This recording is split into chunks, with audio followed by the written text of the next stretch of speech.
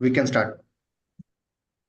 All right, thank you, Adarshi. So good evening, Jai Hind, everyone. Good morning and good afternoon to other geographies. So before I welcome on board the esteemed guest, I'll have a very quick introduction about the Azad Hind Fauj community. The reason we are here is basically this is an initiative to bring the armed services personnel together globally to build and support a community. And then we also want to bring out the experiences on social media, by YouTube and others. We also want to talk about the experiences of the veterans to motivate the younger population. In addition, this community also have book writing and publishing assistance for the veterans.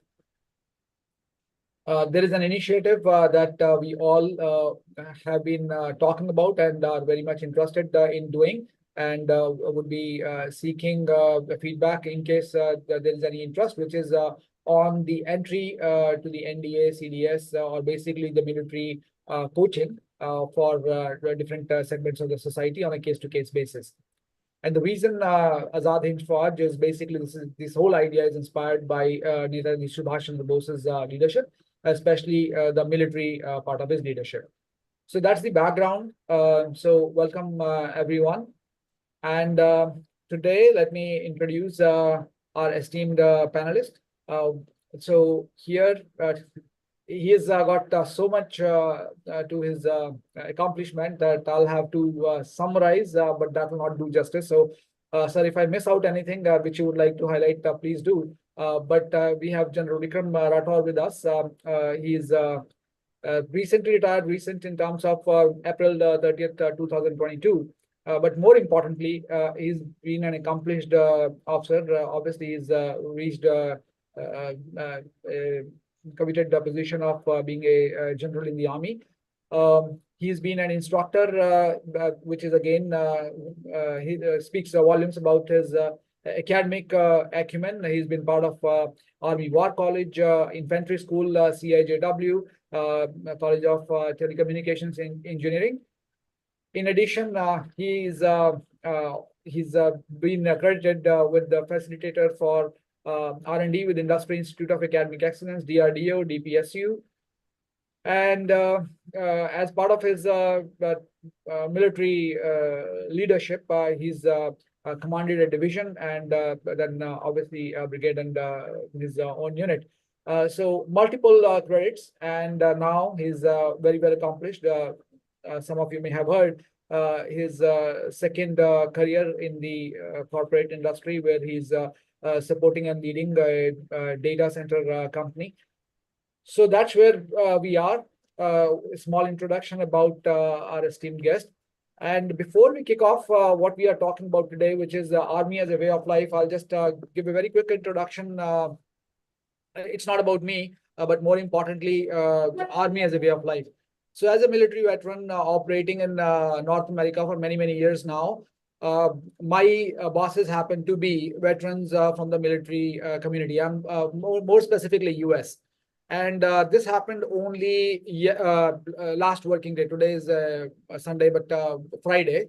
So I had I have in my team a pilot from the US Air Force and a sergeant who's my boss. A sergeant from the US military, he's my boss.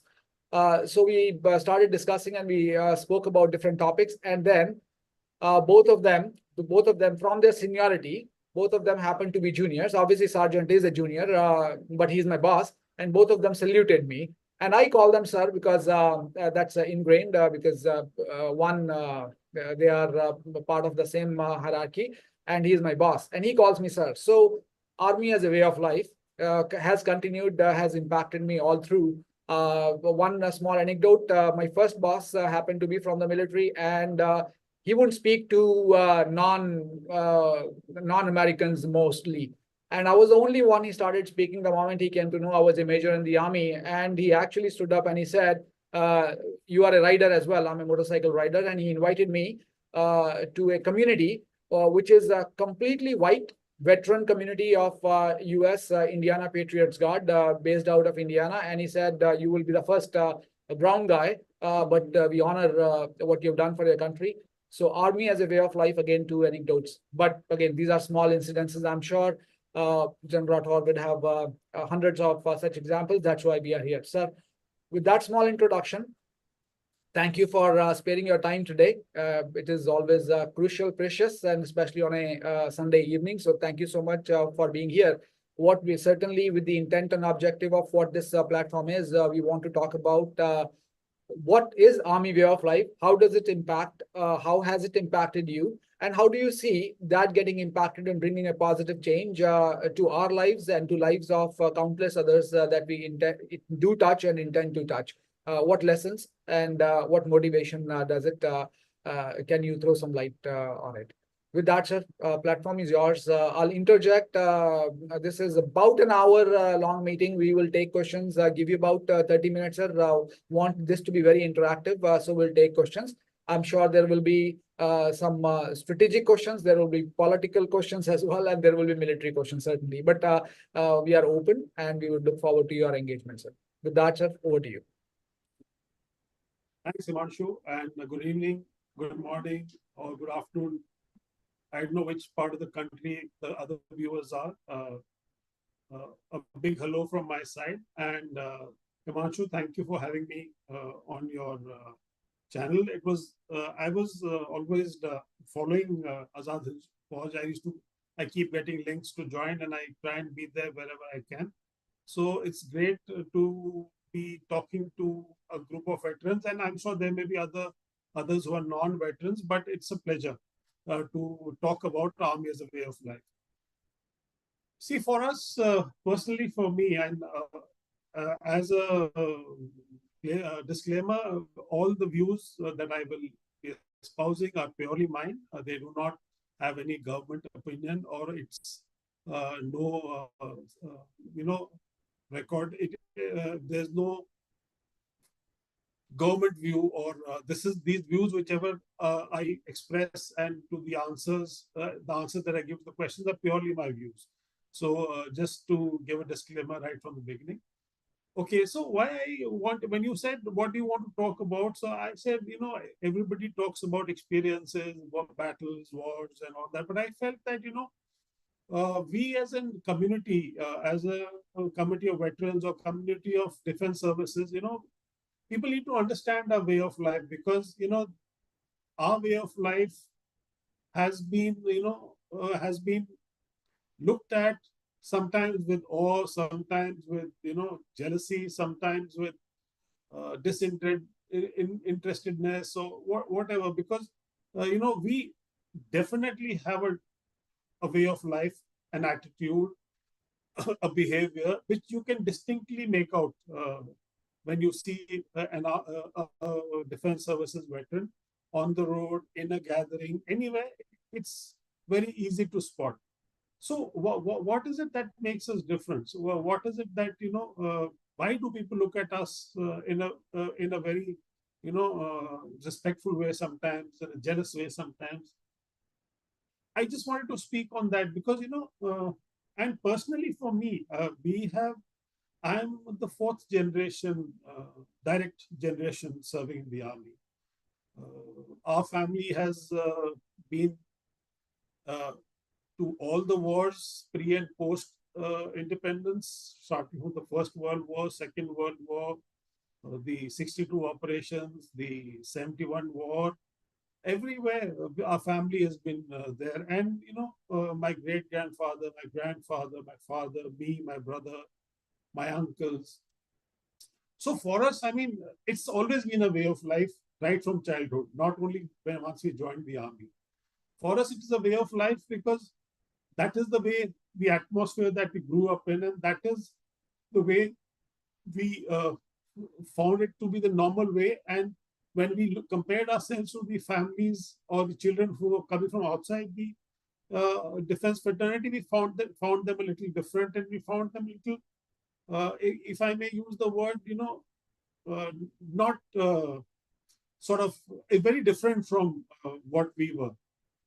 So now problem is that what people outside the army say, that you guys are very rigid, very disciplined, very, they use discipline as a term of, punishment kind of a thing. Whereas I look at discipline as a way of life. When you have, a routine, a fixed way, an attitude of how you're going to spend your day, that is discipline. Discipline doesn't mean that, okay, keep quiet, sit down, don't talk. That's not discipline. Discipline is doing the right thing, which is good for you in the right way at the right time. And that is what we were taught as we were growing up in our families. And of course, when all of us join the academy, you are taught a particular way of life. You're taught how to have faith in your team. You're taught how to do the right thing. You're taught how to think positively. You're taught how to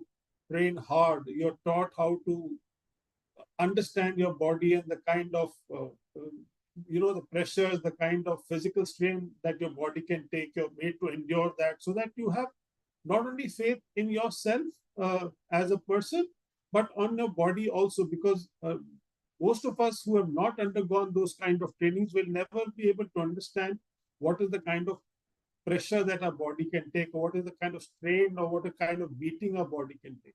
So, and when you start living in that kind of a way, in that kind of a brotherhood, in that kind of a camaraderie, it automatically generates positivity. It automatically generates friendship. It automatically generates loyalty.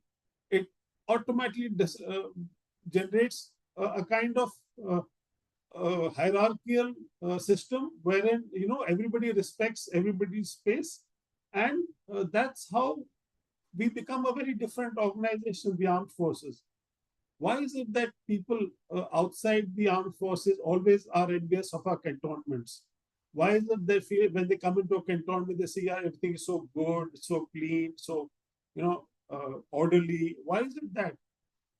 It's nothing that we do. It is nothing that we're doing extra. It is just that we as individuals have been taught to live in that atmosphere and how to maintain that atmosphere. Now, anybody outside the outside the army would be surprised to know that when we sign up or we take charge of a house which has a garden, we have to give a certificate saying that I will maintain the garden, I will maintain the surroundings. So it is there for you as a habit. And that is why when you come to cantonments, you will find everybody looking after the whole cantonment. You do your bit, your neighbor does his or her bit, and the whole cantonment is clean. Unfortunately, that system, which is inbuilt in us, is assumed to be thrust upon us by the civilians. They're saying just because in the army you have to do this and that, you have to follow orders, and you have to do these kind of things under pressure. Little do they know that it is a way of life that we have learned to live. It is not being done under some pressure or under some fear of punishment or under some fear of being castigated. No, it is a way of life that you realize that you keep your house clean, you keep your surrounding clean, you multiply that figure by the number of people in the cantonment itself becomes clean. And it's nothing undoable outside also. Like when I see societies today, I see good societies. I'm living in one. I find that these things are percolating there also. People now are realizing that you have to do your bit society. There are aberrations. We still have people not being careful about the surroundings, but here they have to put it in by way of penal deductions. They have to put in the system by way of saying, okay, you'll be fined so much if you don't throw your trash properly, or if your dog poops on the pathway, you'll get so much, you'll be penalized so much. But for us, it was not like that. For us, it has become a way of life. And that is why we don't have to be told anything like that, you will get punished or you'll be penalized for that. So for us as a family, right from the days that we were growing up, it became a way of life. So when we joined the army, it was nothing different for us. We didn't find ourselves out of place like a lot of my batchmates who come from purely civilian background initially have a lot of problem breaking into this way of life, because they find initially they feel that their liberty is being restricted, or their they're being tied down to regulations. But later, as the training progresses and as they realize that no, these things are there for us to uh, live as a bonded community, and that is the way we have to. And if we don't follow a particular way of life, we cannot, as an organization, be strong and hold each other's back. We never leave somebody behind. Why do we do that? Because that is what we are trained for. We always fight for for the weakest person in the group. We never leave him behind. Why do we do that? Because that's how we are trained for. And when you come outside the cantonment, you find, okay, if you stop to help somebody on the road, everybody looks at you at a very different way. What's his problem? Why is he waiting? I just tell you an anecdote. I was on the airport. I was pushing my cart and going along, and I saw this lady. She was a young mother. She had a baby in a lap and one baby, toddler walking along, and she was barely managed to push her cart. So I offered to help her. And this young kid actually asks her mother, why is this guy helping us? I mean, just imagine the small child may not be more than 5 years old, and she looked up to her mother and said, why is he helping us? I said, sweetheart, your mother's having a problem pushing the cart with you going along and with your kid sibling in a lap. And I've got nothing in my hand. So I said, I'll push her. Oh, she said, oh, thank you, thank you. I mean, like, I felt so amazed that even a child like that found it hard to believe that you can be helped by others. I mean, so these things like this make us a little different from the others. Even today, like I've joined a company, Control S Data Centers, and the only reason why I've joined this company is because when I met the chairman, I found that his attitude was exactly the way we've been brought up in our service. We've been brought to be positive. We've been brought up to be standing up to odds, standing up with your team, believing in everybody. Like we were always told that the guy in front of you is the best guy that you can have unless he proves himself otherwise. And that is the philosophy I've followed all my life, right? From my first day as a second lieutenant to the day I retired as a major general. I always said that everybody in my team is the best guy that can be there in the army unless and until he himself or she herself proves herself otherwise. And he also had the same attitude. He always held his team. He always stood by his team. I had read about him, and today for a person, and it shows in his profession because he started business in 2007, first generation entrepreneur. Today, he controls data centers and Cloud4C are almost 3,000 plus crore company. And for one person to achieve this in his lifetime, I think it's a phenomenal thing. So, and that is that kind of attitude that he had, which was very military-like, and his behavior, his outlook, his conduct, and that is what drew me to him. Otherwise, I had no real intention to actually work. But when I met this gentleman and he offered me a job, I found it good. So for us, why we continue now? Somebody might ask, why are you continue? Why did you continue to be in the army for 4 generations, 5 generations?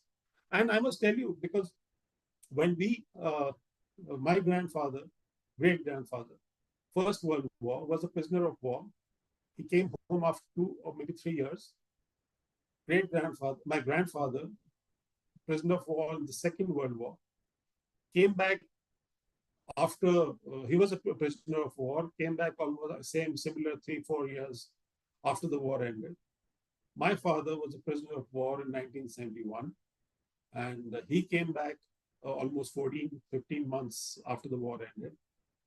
So a family which has gone through that kind of trauma would actually normally would not be wanting their generations to go into the same profession, knowing that these are the hazards of the profession. But God bless the women of our family. I mean, my great-grandmother, my grandmother, my mother, my wife, for all of them, for actually not really getting us to think otherwise, other than joining the army.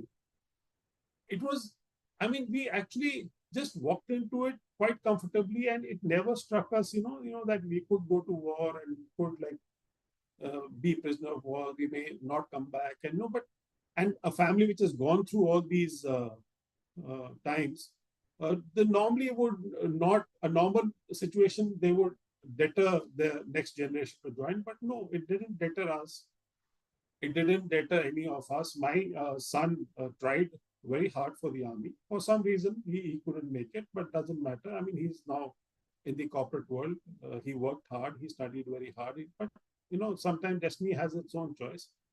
My younger brother's son, he's commissioned. He's going to be, he's our fifth generation direct lineage into the army. So, but we have never ever let that thought come to us that this could happen, so why should he join the army? It has never come to us. So I mean, that is why way I feel, I mean, we are more than qualified to talk for army as a way of life. And here we are. This is what we love to do, and this is what's kept us going. In fact, my brother's written a book on my father's days in Pakistan. It goes by the name of Prisoner of War 1971, a soldier's account of the heroic Battle of Daruchiya. His name is Major General Vikram Vijay Singh. The book is available on Amazon. You would like to read it, to give a sense of why I think we as a family are. I wouldn't call it continuing the tradition. I would say as why is it, or what is it that drives us to continue to be in the profession? Because every stage, like my parents and like me to my son, we always told them, please do not uh,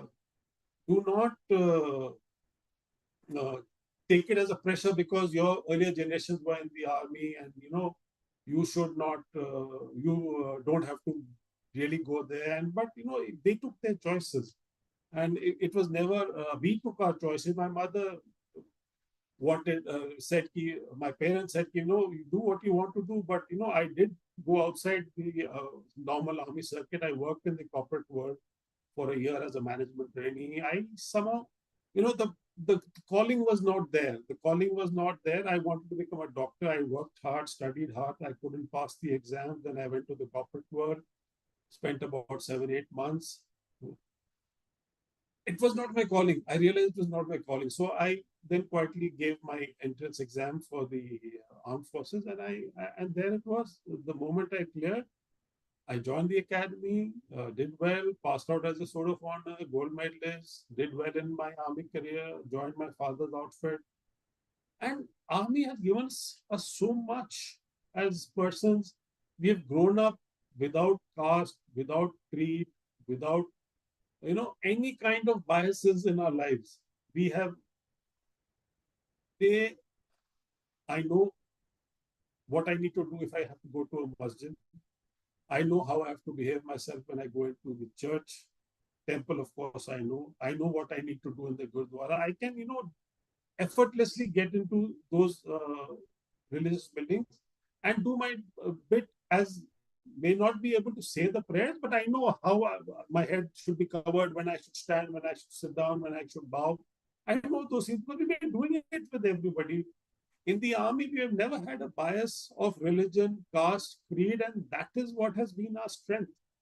And like, what Himanshu was saying, we initially are trained by sergeants. Our breaking down of our civilian attitude and bringing us to the military way of life is done by the sergeants. They are the guys who actually mold us into young officers. And the great people that they are, the day we put on our rank as an officer, the first person who salutes you is your drill sergeant or your weapons training sergeant. They come and salute you first, very proudly at that, because you are an outcome of their hard work. And we more than proudly, with a lot of reverence, return the salute. And that's how we are.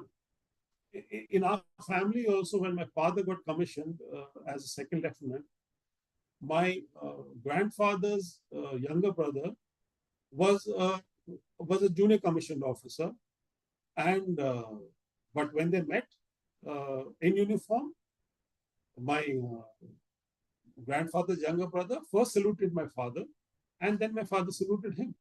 I mean, that's how it is. That for May I us, it is interrupt the not. thought, sir? For us, I'm it sorry. is not abnormal. It is a way of life. How we meet people, how we treat people, how we talk to people, how we sit and eat, how we behave ourselves on our table. It is all taught. It is a way that we have grown with, and it has become a second part of us. Like today, when I go to the corporate office, they say, "Sir, you're always so properly dressed. Your shoes are always shining. Your shirt's buttoned down, and you're like." I said, it's such a thing that I cannot walk out of my house if I'm not doing that. It's become a kind of a routine that I cannot walk out of my house in chappals. I have to walk out with my footwear being correct. And if I'm wearing footwear, it has to be clean.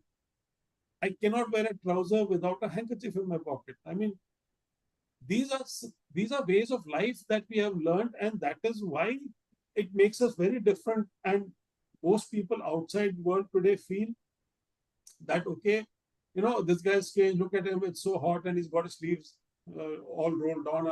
Other guys have got their sleeves rolled up and folded up, or if they're wearing a tie, the tie has been loosened, and like so. But we can't do that. I mean, we find it odd. Today I see a lot of corporate meetings I go to, people are wearing suits without ties. I mean, I find it impossible to wear a suit without a tie. I mean, you don't wear the jacket, or you just wear a shirt and pant.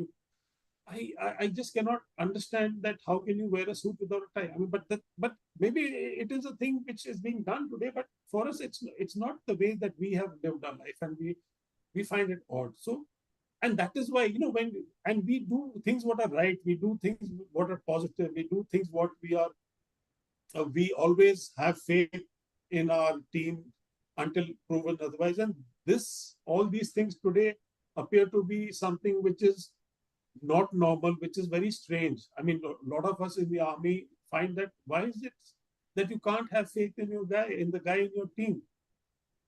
I mean, he's not done anything for you to not have faith. So why don't you go out with him with having the faith that he's good until he proves himself otherwise? But it's something which is not there in the world today, and that is why then everybody looks at us strange. When you come to your house, come to our house, you go to anybody's house, whether it's a sergeant's house, whether an officer's house, or a general's house, you will find it in a proper spick and span manner at all times of the day.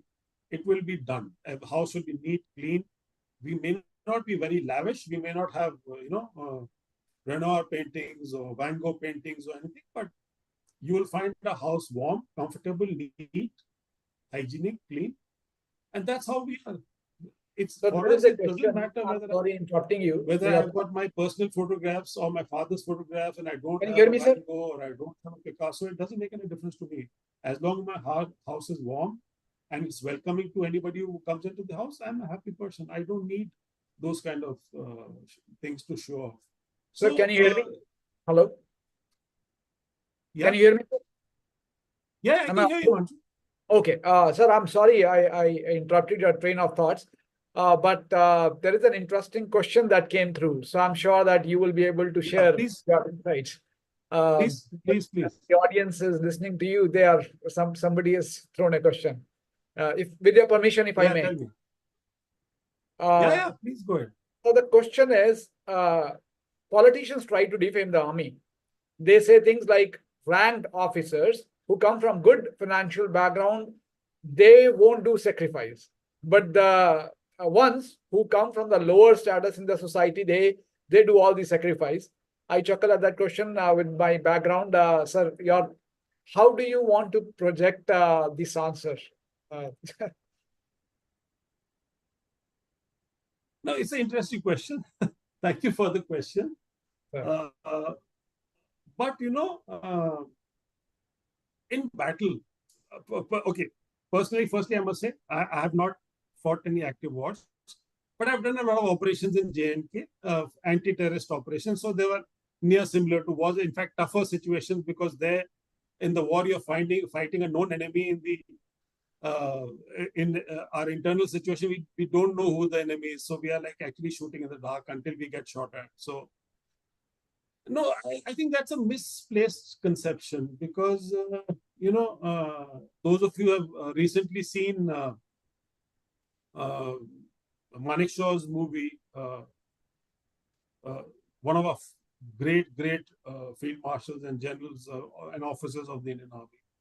When you saw in that, I mean, and every episode that has been flashed in that movie is a real time fact. It's nothing has been dramatized or anything. So he was there in the battle. He got shot by so many bullets. It is not that. It is, see, when you are in a battle and in most operations, there is only one officer who is leading his team. It may be a platoon of 30, it may be a company of 120, but one or two officers are the only ones leading. So there is no question of a good family officer leading or a poor family officer not leading. You know, that is just not there.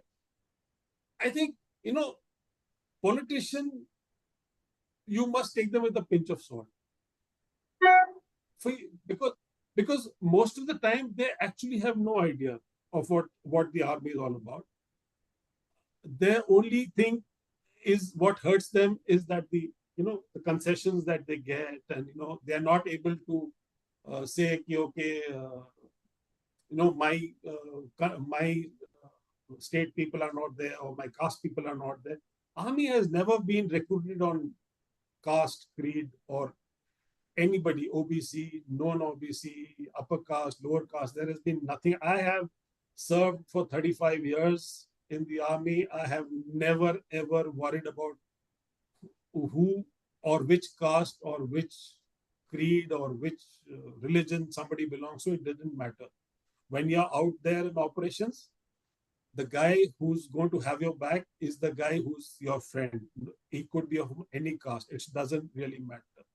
So when you're when we used to go in operations in JNK, I used to lead my team and I used to have another officer. Sometimes we never had an officer because there was always shortage of officers. So there is no choice for me than to lead, because if I don't lead from the front, I cannot be sure people are going to follow me or not. So there is no question of any officer who's commissioned not going into operations or not leading his team into operations, because he has no choice.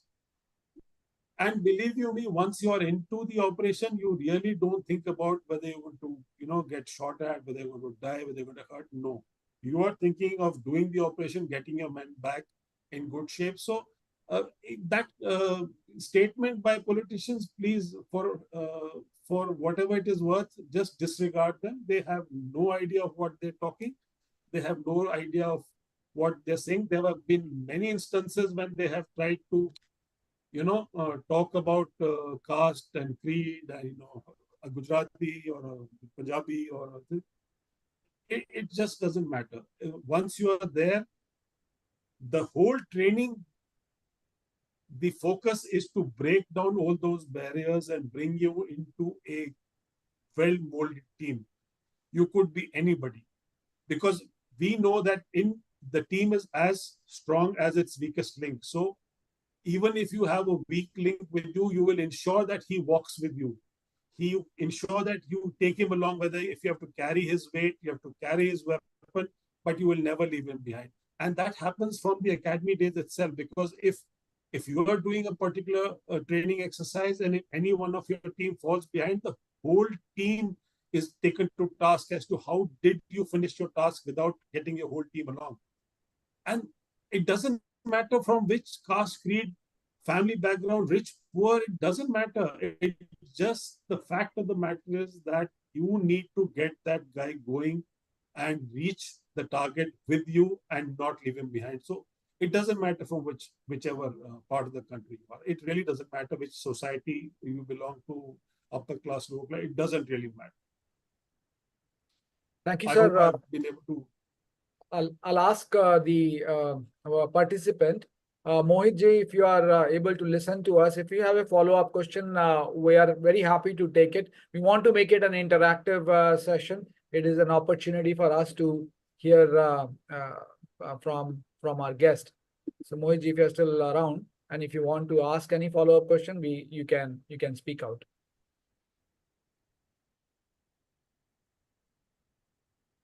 Okay, probably not. Sir, I do have a question, which is this whole army way of life, it is treated in many ways. Younger we are, we have the all the affection from the other gender as well. Movies have created that aura around it. Um, does it make any sense to, like you rightly mentioned, sir, when you move into the non-army environments, does it make any sense for the larger population to get a taste of it directly in some means or manner? For example, it could be NCC, and I'm highlighting that coming with their personal experience. I went to College of Business Studies, Delhi University, highly competitive college. And I walked up to I was fascinated by the military, and that's why I joined it. I walked up to my principal and said, sir, I want to be part of the NCC. He said, if NCC is your goal or military or whatever, why did you come to this so-called prestigious institution? We want you to be doing MBAs or IAS and whatnot. So do you think this army way of life, in some means or manner, need to percolate down to the larger society? Does it aid benefit? And if yes, what are those ways beyond these means? Like we have some of these NCC at non-officers level. We have now this Agniveer scheme, Agnipath scheme, and some. But broadly, do you see any opportunity, any ideas? And this could be political as well. I mean, your views that you may promote something. But again, I'm not pushing you to take a hardline stand, or if you want to, sir, by all means. But I want to understand your perspective. What value does it bring if that goes out in the non-military circle? See, Himanshu, army way of life is a way of life, is a defined way of life, is a defined attitude, is a defined, purpose that you are living your day with. And college NCCs is a great way to, even in the school, if we, make it, yeah, it might be an extreme step, but I would love to see it as a mandatory training in the school days, or at least do one grade of NCC, A certificate or B certificate. I'm telling you, it will make a world of a difference. It's unfortunately, freedom of speech and freedom of thought. They have the movies where they have shown us in good light, or very created an aura about us. They've also showed us in a way that these are headstrong guys. They will take, they will, if you have to do a thing, you have to do it this way only. There is no other way. So that is a sort of a off-track thing which has been portrayed. So if you have everybody in college or school at least doing one certificate, I mean, those who want to carry on as a way of life can go and do the ABC, all the three certificates. But here, it would, a simple thing like, getting up on time, like nowadays I do a lot of talk to people. So I always ask the young kids, I said, okay, what is the first thing that you do in the morning? So everybody says, I get up, I brush my teeth. I say, how many of you make your own bed? So very few people. So they asked me, so why are you asking this question? I said, it's not my idea. I have read it off a US Army general who in one of his talks had said, making your own bed is the best way to start your day, because it is the first task that you have undertaken and accomplished. And you start your day with the positive mind that, okay, you've started your day with a job well done. So it's just a simple thing like that. These things are not something which, why do you have to be dressed? Why do we insist that the uniform has to be proper? Or why do we say that shoes have to be polished? It's just that you want a person to be at his best when he's going out to meet challenges. You go out go out on an interview in a shabby dress or not well turned out, not well groomed, you've lost your confidence very much there only. So it's just that if you adopt in India specifically, I can talk about if NCC becomes a mandatory at least one level, the first basic level for 1 year. If somebody is put through that training, I can tell you there will be a huge change in attitude, in their personal behavior, in their personal growth. I'm not even saying for the society. I'm saying they will find themselves to be very different individuals than what they were before they joined the NCC. It needs to be done. Agniveer, again, it's a decision taken at the highest level. There are pros and cons. Agniveer, if you look at the positives, you're getting very good people coming in. Only the best are getting selected after 4 years, and so you have a very professional army. The flip side is the initial young soldiers are the ones that you need in the front. And if a guy knows that in these 4 years, if I'm, God forbid, if I become a casualty, how much am I going? Because one of the main reasons why a lot of people join the army was, of course, that God forbid, in the event of their sacrifice, the government looks after the family by the way of pension and a lot of support from the governments, state governments, and all that for their children and their family and their wives.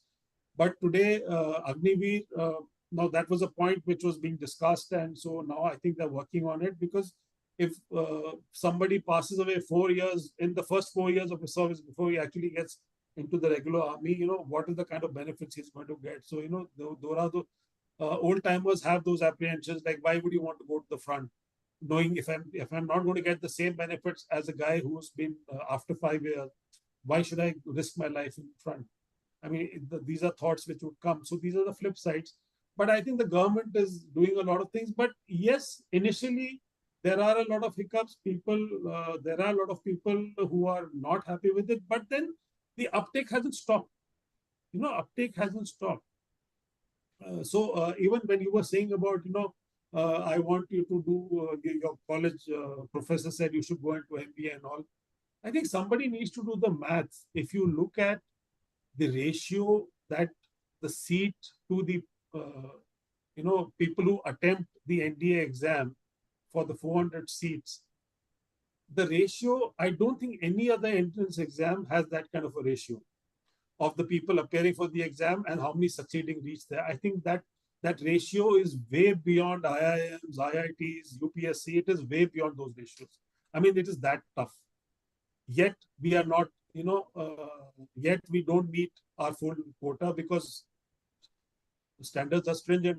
And then, people start saying, okay, why don't you take more people? But you don't want to take more people because there's a certain standard you have to maintain. Things are, a lot of people at life, because I keep telling my corporate friends, I said, see, you join the corporate world and, like it's you and you and you.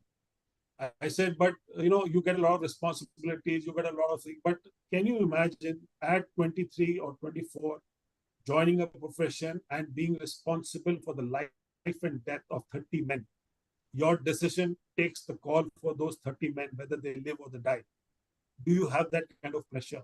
What are you talking of pressure? Pressure is that when you decide on a plan and you are executing a plan, if that goes wrong, you're going to lose men. You're going to lose men. You're going to leave so many families behind who are going to be, affected. Think of the pressure that you have to that decision making today. What decision I take? You will lose a few crores. What difference does it make? Here I lose men.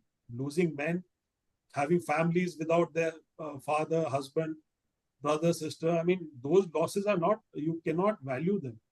So pressures that the army young officers undergo vis-a-vis the pressures which the corporate world takes, you can't compare. It's not comparable at all.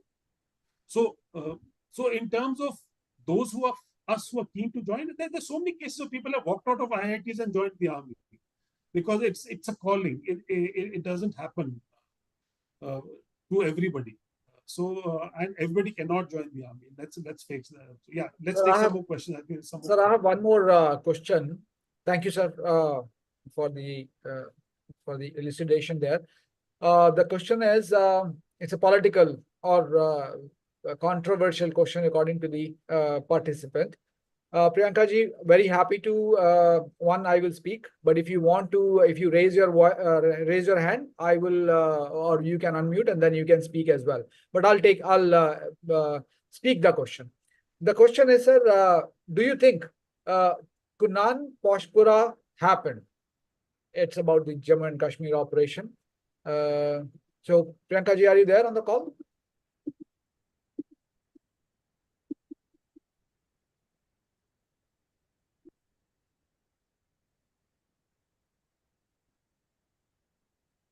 I think Actually, she's indicating the operation where I think FIRs had happened, to my mind, sir. Priyanka. I'm not able to recollect this. Yeah, me neither, sir. But I'm believe. Let me read the full question. She's saying, since the title of the talk is Army as a Way of Life, and since you served in J&K operations, sorry to ask a controversial question. Do you think Kunan Poshpura happened? I mean, I can Google. Okay, her connection is not good. I just got a message. So, Kunan Poshpura, I can follow Okay, up see, with sir. uh, Or you can answer, I sir. can tell you about. Very, very quick, sir. I'm Sorry. sorry I'm interrupting you. But I think the indication is such kind of situations where we have, insinuations against the military. Does it happen? She's raising one specific example, but Yeah. possibly that's what she's asking. Okay. Thanks for the question, Priyanka. Okay. Let me just say a few things about Kashmir. Kashmir is a very difficult situation for us. I'm not even going to the causes and all that. I'm just saying, for a normal army officer who's operating in Kashmir, it's not easy. It's not easy at all. There are very simple reasons for that. One is that your enemy is not defined. When you're fighting a war, your enemy is defined. You have him on the other side of the border. You have him in a particular uniform, and you know, okay, any person in that uniform, that direction, enemy, shoot, kill, do whatever you need. But here in Kashmir, when you are walking out of your camp, you really don't know who's the enemy or who's the terrorist or who's a militant. So you would be surprised to know that when the times when we were in operations, in active operations, and now I'm talking of something way back at 92. Oh yeah, 92, 93, around that time. We were active operations there, and imagine you're living in your own country, and you're getting out your canton of your unit area fully armed at all times, and it's Kashmir. There was a time when Kashmir people used to, try the best to get posted to Kashmir because it's a beautiful place, lovely people. People are still very good over there. I mean, it's a nice place to be. But unfortunately, situations have changed. And so, what I'm trying to say is, when you get out of there, get out into the day, out of your cantonment, you are really not sure who's on the other side, because he's not wearing any uniform, and everybody there, it's cold, so everybody is wearing a big farran, and got a pattu or a shawl over him. What he's carrying underneath there, you really don't know. It's a very tough time. So there are times when you are into a situation. Normally, we would you would always hear when an encounter happens, you would always find that one officer injured or one person injured, because we are trained not to take any action until we are conclusive about the identity of the person on the other side. So, simple language, until that person or that group of persons does something hostile, like firing at you or throwing a grenade at you, you really cannot use your arm, your force of whatever, whether it is your rifle or whether it is a bayonet or whether it's your grenade. You have no right to do that. So invariably, we always take the first shot. And then, of course, once we are shot at and once we are identified, okay, this is the group of guy or this is the house from where the firing has come, then we cordon off the house and we do what's necessary. But it always starts with coaxing them to come out of the house to surrender. We even use the help of the local Maulvis. We call them religious teachers to tell them not to do what they're doing, not to sacrifice their life, to come out. And we do all those kind of things. But if things don't work out, then, at the end of the day, they're shooting at you, you are shooting at them. So it has to take some conclusion. Now, though we are all well trained, I agree, we are all trained, but accidents happen. Accidents happen, and there are times when there have been casualties in operations because collateral damage, which we try to minimize as much as possible. But believe you me, it is never intentional. It happens when sometimes things go out of control and things happen. Yes, there are instances where people have gone beyond what they should have been doing and have done something which is not the army way of doing things. I'm not saying they have not happened. See, as an organization, who is under what pressure at what point of time, what mental state, you really don't know. So, yeah, there could have been the collateral damages. There could have been, there have been cases when, we have had, innocents getting hurt or getting killed. It's happened. And we regret that. We definitely regret that, because at the end of the day, they are our own countrymen who have been misguided by various forces beyond our control. And so we always, take the first shot and then only go ahead and do out the operation. We never, ever, when in doubt, shoot is not what we do in Kashmir. It's definitely not in Kashmir. So, unfortunately, I'm not able to, get on to which this particular episode was, or I would have given you my frank answer. But yes, I'm telling you for a fact, yes, it happens. There are times when there have been innocent killings. There have been times when there have been mistaken killings. Because, in situations like this, a lot of times, the internal feuds of a family, they also come up, one family come and tell you, sir, there's a terrorist there and he's confirmed, and, I know this much, and he's been your informer, and you go and you end up killing that guy, and then you realize, oh, this was an old enmity which you've just been got into. So there are events like this. So I'm not saying that we haven't made mistakes. There have been mistakes. In war, mistakes happen. Sir, we don't.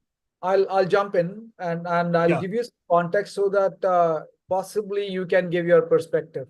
Now, I just read through on Google and I found out Kunan Poshpura 91.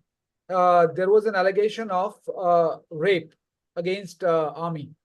So now I was also under the impression that we are talking about here possibly miscalculation and killings, right? But here the insinuation or the allegation is rape. Now that's a big one. Certainly, we know how we treat people. We know how we treat ladies within the military and outside as well.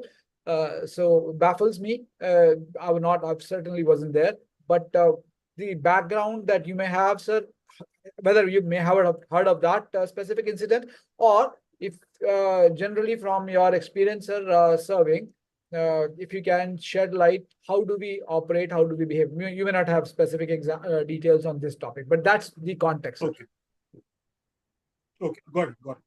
Okay, Priyanka, there are some things which the army does not condone, come what may.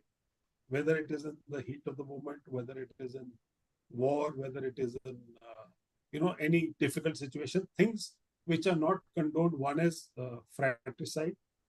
Second is innocent killing and rape, and abandoning your post of duty. These are four things for people who try to abandon their post during war. By law, they can be shot. So these are not condoned. These are not condoned. And rape, definitely, will never ever be condoned by the army. But yes, if it is proven, I can bet my bottom dollar that whoever was the person who was there would have got the harshest punishment possible. That having been said, there are difficult situations that sometimes we get into. You know what happens when you are, typically we don't come into mob control. Typically we don't do that. We will,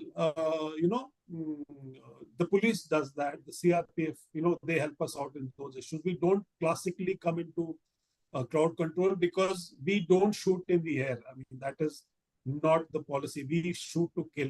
If we fire a weapon, it is to kill. It is not to in the air to scare somebody. And we don't do that. That's not allowed as far as we are concerned. So that is why when we go into such situations, we always draw out a line which is physically marked by tape, and we say, okay, anybody crossing this line will be shot. And he or she is shot. If somebody crosses that line, they are shot first below their waist, so that to immobilize them and then capture them.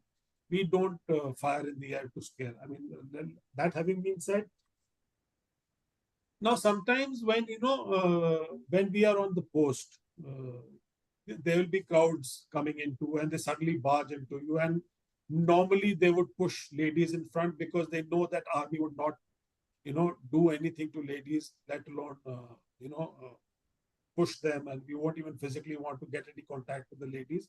We try and keep them away. And you have times when you have these photographers there who will even if a guy is genuinely just pushing that lady away because she's pushing herself onto him, and he doesn't want to get into any physical contact, and he's pushing her away, and if happens to touch her, photographs are taken, and the headlines that they will see army Jawan molesting women. I mean, that's a common trick that is used in J&K and in the east of India, where they'll put women in front of you, and like this guy doesn't know what to do, how to keep them away. If he turns his back, he can't do that. So there are situations we get into those kind of tight situations. How do you handle it? How do you handle it? It's actually the ingenuity at that point of time, that soldier, what he does, how he handles it. There are many anecdotes to that, episodes like that happen. But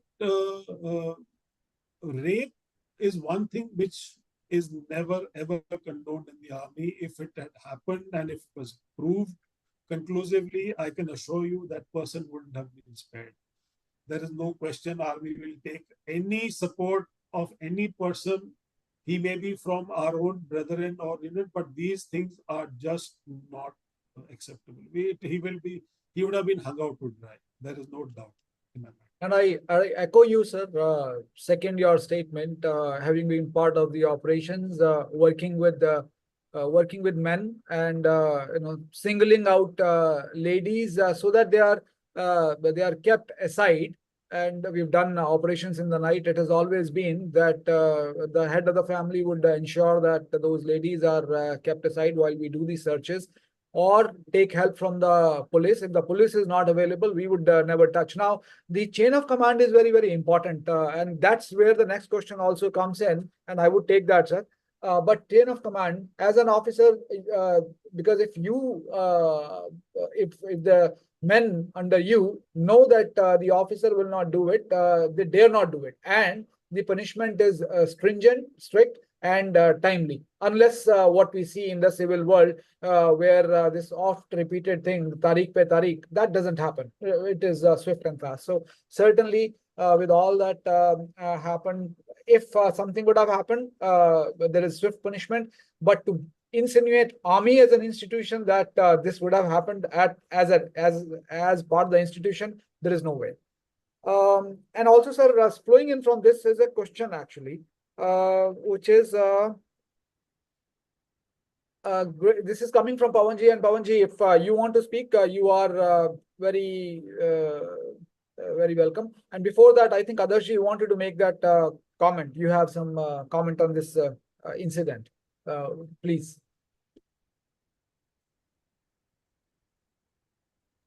Just So regarding that Kunan Poshpara incident, so I need to tell you that that was a very that was a mere propaganda, and it did not happen. Kunan Poshpara. It was all about these two villages, and it was said by the anti-social forces that the uh, the army went there, and there were two villages, two identical villages. One is Kunan and Poshpora, and the army went up to rape the entire village. That was the propaganda made, and it was repeated so many times that people started to think that this actually happened. And there are we know about the sites like the Wire, etc. They have written down in entire article covering this, that these incidents happened and we need to be ashamed of our Indian army, etc., etc. But the truth is that court martial also happened on this, and nothing was found. And it was found that it was a mere propaganda. Also, independent journalist Bigi Verghese came in, and Bigi Verghese presented a report. So in that report, he categorically mentioned that there was no such incident, and this incident is merely to target Indian army. And you might have heard many a times that many anti-social forces use this thing ki, Indian army rapes Kashmiri women, and they commit atrocities. It can be taken as a propaganda. It did not happen. And there were independent, just like BG Varghese report, and court martial was also took place. But it was always there ki it was a mere propaganda, and uh, nothing was proven. There was no fact about the particular incident that happened. So I need to clear this, that Priyanka ji asked this question. So it was necessary to clear this. So it was a mere propaganda. It's please be proud of our Indian army, and it was a plain propaganda. Please don't come into this side. Rashid, thank Thank you you. so much for giving that. But as you can see, there are two officers here from the military, a very senior officer and a short service officer here. But both of us are willing to stand against any man or any man who may have done it. So that is how we've been groomed. So the point is, outside it has been proven wrong. There are propagandas and so on. But inside, Army as an institution has taught us that we will not accept anything which is immoral or which has such kind of grave challenges. So, as an institution, we do not stand, and this would not, as an institution, would not have happened. But there are bad ships everywhere. Now, which I do not know about this specific situation. That Ji. said, sir, the question that we have, and Pawanji, like I said, very happy to invite you. You can ask, but I'm speaking on your behalf, which is great session. Thank you. Wanted to understand how would you connect to your junior officers beyond professional relationship? Would you get an opportunity to groom, to build personal rapport and support them? How would you do this? Any instance that you remember, sir? Pawan, we all grow up being groomed by somebody. Okay. And just to tell you, like when we were in the academy under training, we were groomed by the sergeants. We were groomed by the by our instructors who were there.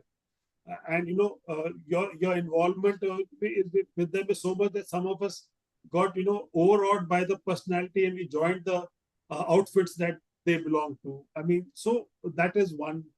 Then when you come to a unit, as a young officer, you have about, at an average, 10 to 12 officers who are senior to you, starting from the commanding officer to the second in command to the other senior officers.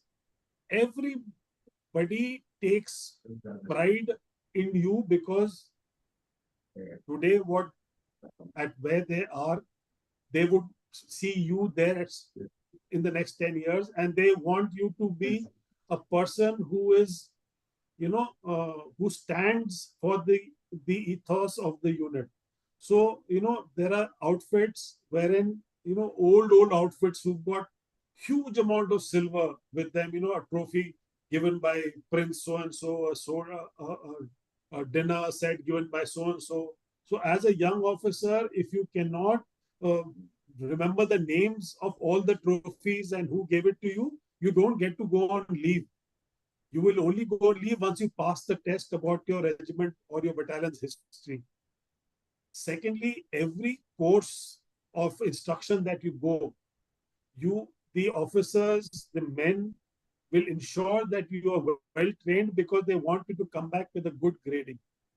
They want you to come back with a good grading for the simple reason because they will say, look, he is my youngster. He went for this commando course and he's come back with an instructor grading. They want end of the day. For us, our unit is supreme. We would that Naam, Namak, Nishan. These three things we would give our life for. If anybody has anything to say about my unit, which is not palatable to me, I can do anything to sort it right.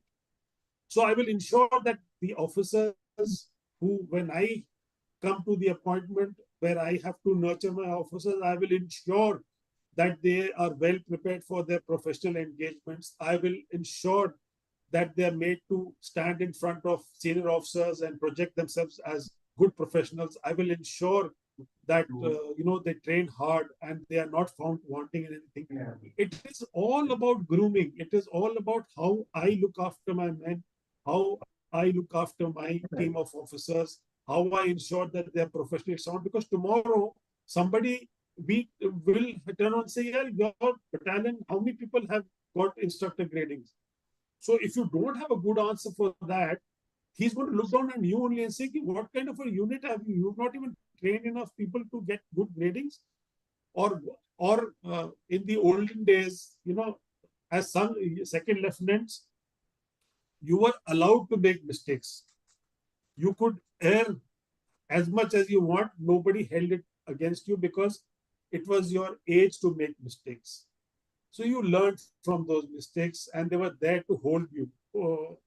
Hold on to you and protect you from any harm, because even the hierarchy knew, okay, youngsters, a lot of energy, sometimes they go off the limits. They'll be driving beyond speed limits, get caught by the police and things like that. So, but you really didn't worry about that much, but you kept them under control. So grooming army is all about grooming, Pawan, unless you take care of your own. And that's how the entire army as a whole gets to grow, because every unit has its own set of officers who are groomed by their own set of officers and men. And that's how it is all about grooming. Today, whether I was an instructor at three big institutions, the Army War College, the Infantry School, and the Counterinsurgency and Jungle Warfare School, and of course, fourth one, Military College of Telecommunication and Engineering. I do still meet people who walk up to you, sir, I was a student in so and so course. Now you have so many students going by, you really don't know them by name. But I do get phone calls from officers and lady officers. Sir, I was an instructor. Today I'm commanding.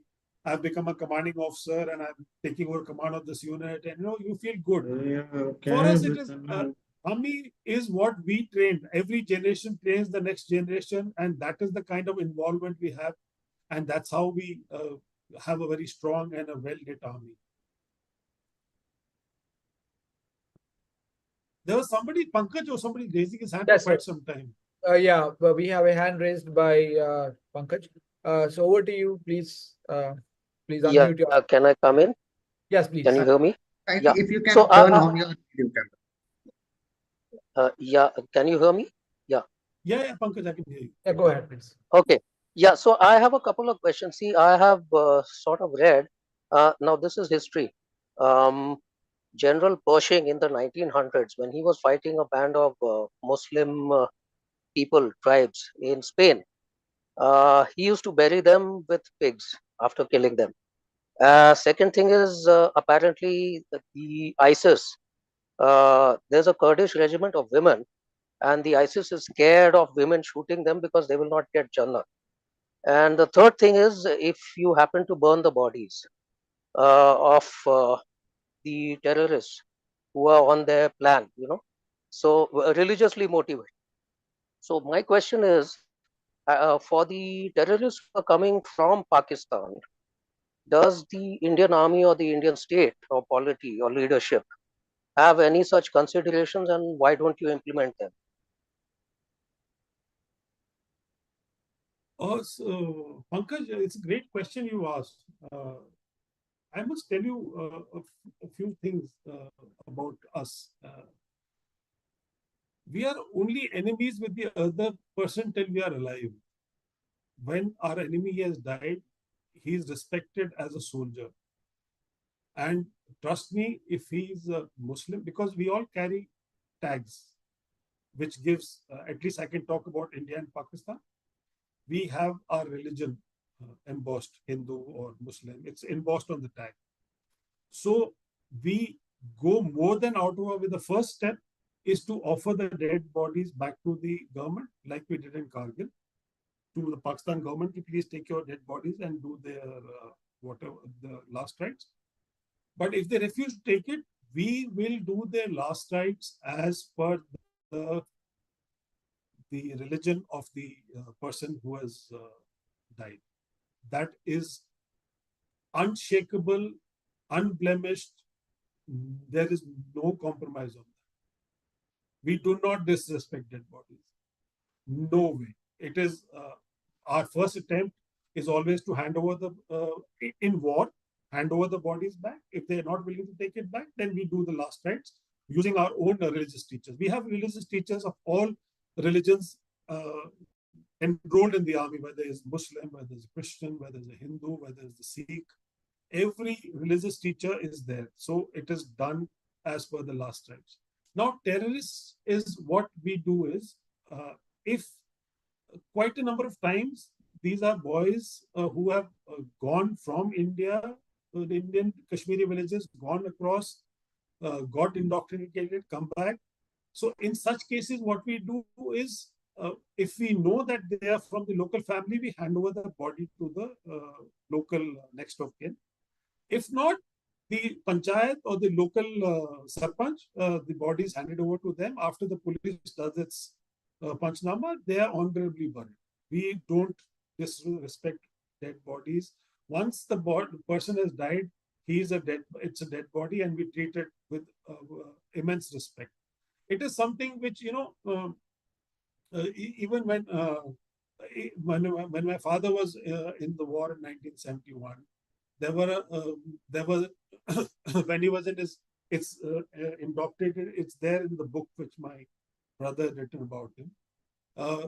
When he was in the hospital in the prisoner of war camp, there was a lady who was brought in by the nurse, and she asked about a particular person who was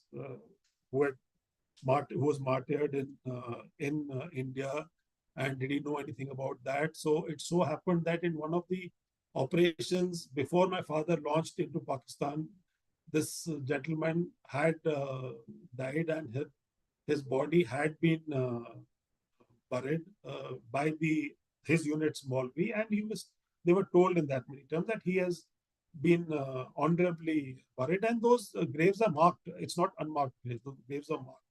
So that kind of respect always remains. We never disrespect the dead. After all enmity dies when the person is no longer living. I mean, after that, he's treated with due respect as a true warrior would treat another warrior. That's how we treat.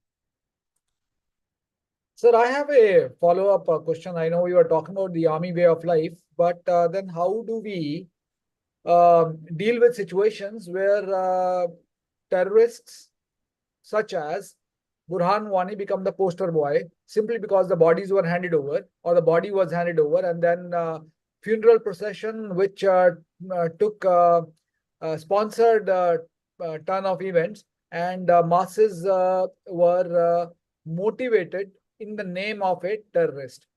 Now, certainly, I agree that as an institution, what we are taught and how do we deal with the bodies or dead, fallen, whether it's a terrorist, it's a body end of the day.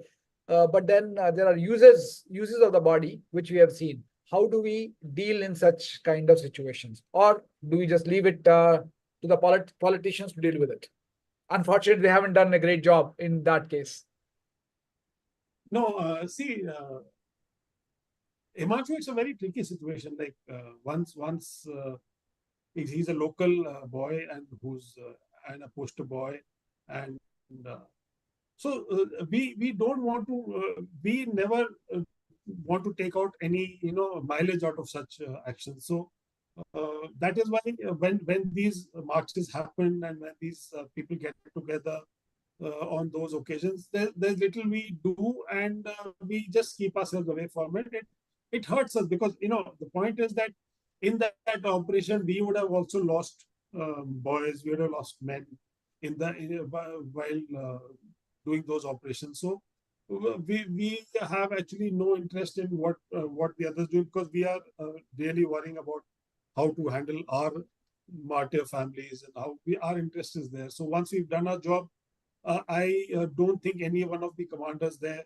We only keep an eye so that it doesn't get out of hand. The mob mentality doesn't become detrimental to the situation there.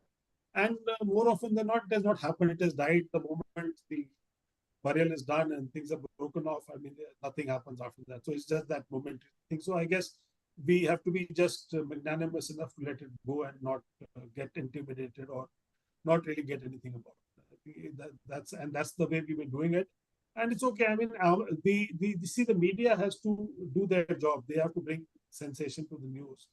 I mean, if the media does not shoot those things and bring it out on paper, it will never happen. But of course, now nothing can stop WhatsApp from happening. So these things will continue. I mean, we shouldn't really, as long as my men are safe after that operation and I have achieved my target, they can do what they want with the dead bodies. I just want to thank you, sir. I just wanted to add on this, at least my perspective, which is if I see myself as a veteran and associated with the military, we are part of the ecosystem, and we have defined roles which permit us to do some things and permit us not to do some things, or tell us no, there are boundaries. So while we may know that the handing over of the body may lead to such decisions, there are things that we may not be able to do. For example, movies may tend to portray a lot of things about army, how we operate, but we are not Rambos or commandos. We have to operate within a certain perimeter. And that is what we do. So as what you rightly said, we did our job. And then there were other parties to this whole conundrum which took over, and whether they did or botch up their jobs was up to them. But certainly we followed the principles that we've been asked to. So that's just my perspective. Sir, we are at the end of Yeah, please. Sir, please give your comments, sir. Then we'll wind up, sir. No. I was saying we could have done something like what the US Army did for that Iraqi guy, Saddam Hussein. We could have done something like that. I mean, or for somebody like when they went to Pakistan and got Bin Laden. I mean, we could have done things like that. But I mean, that's not the army we are. So we are a little more this thing. I mean, let's close it. I think that Ravi was asking some question. If I saw some. Ravi Talparagada. Yeah. Yes. A question. Yes. Okay. I have an observation and question. I live in the US, but born, brought up in India. So thank you. First of all, thank you for your service, because doing military service is a great, with gratitude expressed that. The question that I have is, you mentioned that there is shortage of officers. Now, India has a legacy of the British model of officer training academies, military academies. So therefore, and it is true across the board, including your IAS, IFS, and all that. One of the biggest observations that any Westerner in the bubble of power will make about India as a rising power is that it does not allow the mass communities of intelligent Indians to get in. So independent of the general society and general administration, within the military, in the US, for example, we have what is called ROTC, Reserve Officers Training Corps, which is from high school seniors, senior meaning 11th and 12th grade. They have to put on the uniform. They join subject to certain criteria of admission. And then summer, meaning the 3 months when school's off, they have to go into the regular military place to whichever the uniform service is to do the training, including learning soft skills. And then if you don't want to do that, you can do it in college or universities. And every student who joins that has to wear the uniform, the combat fatigues, the combat boots, with a backpack, walk around, go to class. There is everybody who goes, and they are fully taken care of in terms of tuition, scholarship, and that kind of stuff. But in return, it's like your short service commission of 4 years, 5 years, 7 years. They sign up for it and then they go. But the trades are taught to them. They can pick whichever subject. Now, I see no reason with the Indian economy growing very well, because it has done quite well in the last at least 20 years, 20, 25 years. So there's no reason why the military side cannot approach and at least tend to be more flexible and move away from that rigid British style of training, right? Which has its own disadvantages too. Only those who view it from outside will be able to tell you that. So why can't you draw upon students who are getting deprived? Like you mentioned, I didn't pass this, I didn't pass that. There are a lot of able, intelligent students who don't get the opportunity to go to whatever field they choose to. So the military institutions or the military side of defense in India can easily do it. And why not? I mean, you don't have to do it in the numbers that the Western nations do. It can be a few hundreds, and that will give you the officers that you lack. Not everybody is going to be the tip of the spear facing the bullets from the other side. The tail of the services are also required, and the tail is an enabling function that you have to train, and you just cannot depend upon the smaller groups of people that you got. So that is my observation. So the question is, what is the Indian side, either at the government planning level, strategy level, or within the military services doing about this? That's it. I mean, it's just an observation, and it may not have an answer. The answer may be, hey, we are what we are, So that's. Ravi, thanks for the question. Thanks for the question. No, that is not the way. We have started looking at it. See, now NCC is one option which was given to anybody who was in school or college who wants to get a taste of what it's going to be like. He could join NCC, and there were 3 levels of certifications. If he would do those third level of certification, like the C certificate, he did not even have to appear for the written exam. He had to just come for the interview. I mean, that was the leeway given to anybody, irrespective of whether you're a science graduate, whether you're a commerce graduate, if you could just pass the C certificate exam of NCC, you could walk up into an interview, get interviewed, and join the army in the short service or the permanent commission the way you want to. That was one way.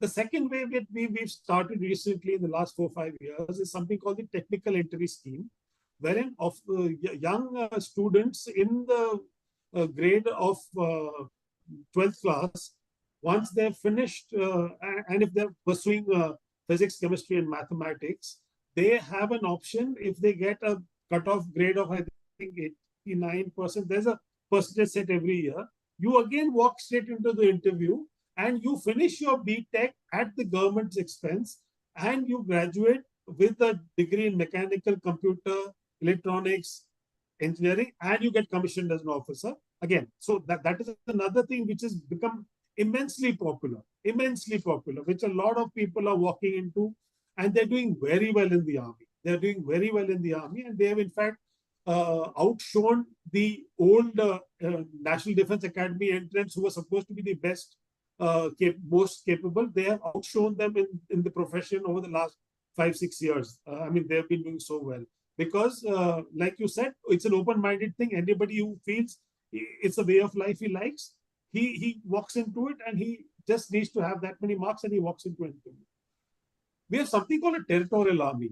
Now, territorial army is something which anybody again can join from the age of 22 to the age of 40. They can join, and all they have to do is be available as reservists. Every year, spend 2 months in uniform on camp with the regular army, and you will be paid for those 2 months. You could be working anywhere other than those 2 months, but you are there for the army for 2 months. You get paid, you live, wear uniform, treated exactly like a regular army officer, and sometimes you are even deployed in not so contact operations like you have in J&K. You have road guarding duties, or you have installation guarding duties. You get to join those. So it is not that we are not encouraging. We are encouraging people. We are giving.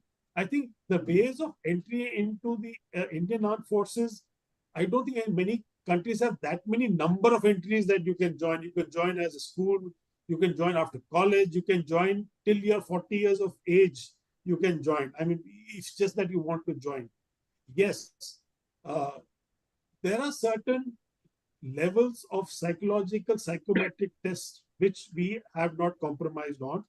Those have to be cleared. I mean, that is a standard which we have been beaten down number of times, reduce or bring down your standards, but then that's where we army stood ground. These are the proven tests over the last so many years. There are aberrations. You have a guy who's passed those tests and becomes irrational under some particular situation. It's not a foolproof test, but it's been proven to be more often correct than not. So, I mean, those are tests which are still those tests have to be cleared. So it's not that we don't want, we'd love to have young people. And believe me, Ravi, times are changing. There are a lot of people who traditionally would not go into the army. They are walking into the army now because army no longer is that bayonet charge army now. It is all scientific. It is all technical. You have to be technically sound to be able to handle the kind of equipment we are having, the radio sets, the weapon systems, at the end of the day, the man with the rifle has to stand on the ground to claim victory. But, that is the very last stage. Before that, there are so many things. So it is now slowly rising as a choice of profession. But shortages are still there. So there are encouraging short service commission officers to come and join. They're giving them options for 8 years, 10 years, come and join. Then post-retirement, they're giving them a lot of support. How you want to live your life after that. There's a lot of support from the government. The government sponsors your, executive MBA programs with institutes like IIM, Bangalore, all top-notch institutions. They give you a 6-month. The government pays for your executive MBA and do those MBAs. And believe you me, they are the hottest selling professionals in the country today. Those who have served in the army for a short service, done an executive MBA, they are being grabbed like hotcakes. Right, and that is on the private sector.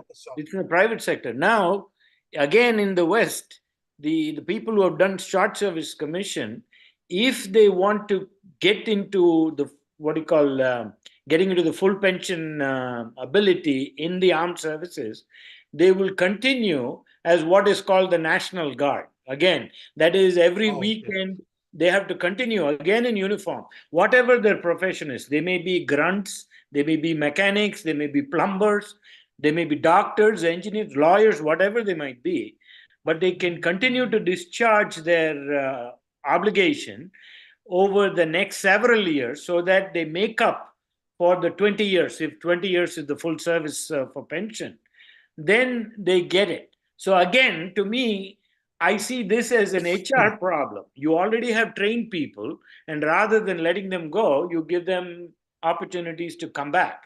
And I don't see why India can't do that, because it doesn't require super brains, let me tell you, because I am in the bubble of Washington and I deal with all the services too. So that's why at the highest levels. So that's why in these comments. But thank you once again for your answers. Thank you, Ravi. Thank you so much. Thank you.